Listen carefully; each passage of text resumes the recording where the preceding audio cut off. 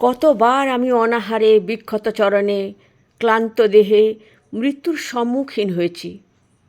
কতবার দিনের পর দিন এক মুষ্টি অন্ন না পেয়ে পথ চলা অসম্ভব হয়ে পড়েছে। তখন অবসন্ন শরীর বৃক্ষচ্ছায়ায় লুটিয়ে পড়ত। তখন মনে হতো প্রাণবায়ু বেরিয়ে যাচ্ছে, কথা বলতে পারতাম না, চিন্তাও অসম্ভব হয়ে পড়ত।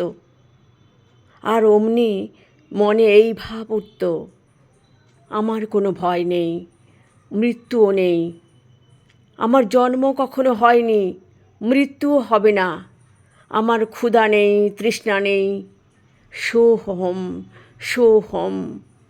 সারা প্রকৃতির ক্ষমতা নেই যে আমায় পিষে মারে, প্রকৃতি তো আমার দাসী।